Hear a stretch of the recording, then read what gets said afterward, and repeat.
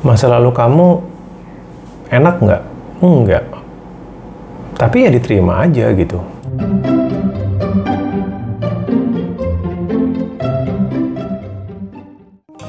Bertemu lagi dalam sesi curhat kaum om, di mana kita akan membahas email curhatan kamu dengan santai dan syukur-syukur ada solusinya. Mari kita mulai aja baca emailnya. Aku menyesal pernah kenal dengan sebagian teman. Ya, mereka yang aku percaya tiba-tiba menusuk aku dari belakang. Mereka jadian, kemudian membicarakan hal buruk tentang aku. Trauma aku tentang masa kecil aku dibully kembali mencuat. Aku nggak bisa move on sampai 7 tahun karena masalah ini. Bahkan aku sampai terkena diagnosa bipolar disorder oleh psikiater aku 3 tahun yang lalu. Sungguh sangat tersiksa selama 3 tahun terakhir. Puji Tuhan buku Om membantu aku menyembuhkan luka aku. Akhirnya di tahun 2020 ini fase depresi aku yang diakibatkan oleh mereka sedikit berkurang Om. Tapi masalahnya sekarang aku menyesal telah membuang waktu karena masa depresi aku. Sekarang aku bingung bagaimana mengejar ketertinggalan aku. Apalagi aku belum lulus dan IPK aku masih 2,57. Mohon sarannya banget ya Om. Terima kasih banyak Om. Dari A. Karena kamu sudah membaca buku Filosofi Teras, saya akan pinjam dari situ ya. Ada konsep di situ dikotomi kendali, ya. Ada sebagian hal di bawah kendali kita, ada sebagian hal yang tidak di bawah kendali kita.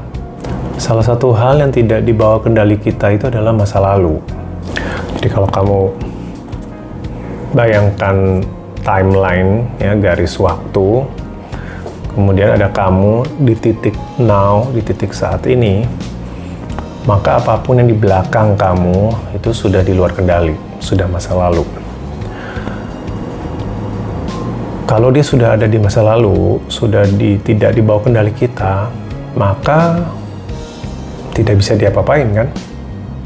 Mau disesali, mau diomeli, mau dibenci, sudah nggak ada gunanya, kecuali kamu punya mesin waktu. Yang kamu punya saat ini adalah masa depan, ya. Energi kamu terbatas. Jadi kalau kamu masih mau terus meratapi masa lalu, itu adalah menghabiskan kalori, waktu yang berharga yang bisa digunakan untuk menyiapkan masa depan. Jadi kalau saran saya, masa lalu kamu enak nggak? Enggak. Tapi ya diterima aja gitu. Depresi 3 tahun, ya udah itu bagian dari hidup kamu. Ada temen yang menzolimi kamu dalam tanda petik, terlepas itu benar atau enggak, itu pun sudah di masa lalu. Yang kamu punya sekarang adalah kuliah kamu, memperbaiki nilai, jadi mendingan fokus ke situ. Jadi kalau saran saya, embrace your past, you cannot change that. Ya, masa lalu nggak bisa diganti.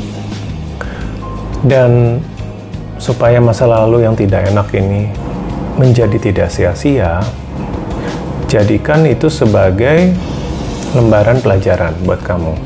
Nah, lembaran pelajaran itu jangan dilihat soal kelakuan teman kamu, menyesali pertemanan, itu nggak penting gitu, karena itu orang lain ya, orang lain itu di luar kendali kamu. Tapi pelajarannya itu gunakan diri kamu sendiri,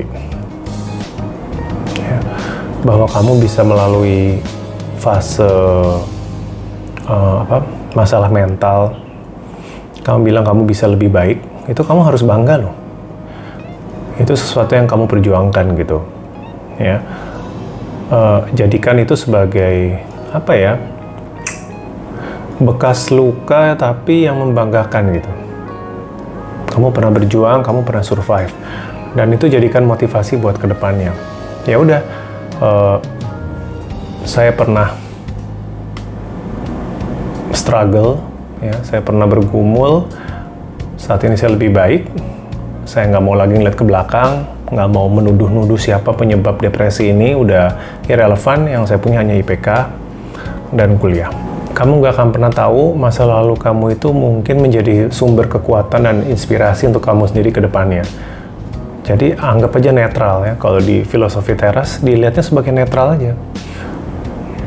Bahwa dia bisa menjadi pelajaran yang baik, memberi makna yang baik itu sepenuhnya di kamu, bukan di masa lalu. Oke, begitu aja A. Semoga membantu. Untuk yang lain, terima kasih sudah menonton. Jika menyukai episode ini, jangan lupa di like, di subscribe jika belum. Bagi yang ingin ikut curhat, kirimkan email ke ompiring@gmail.com, sertakan subjeknya curhat.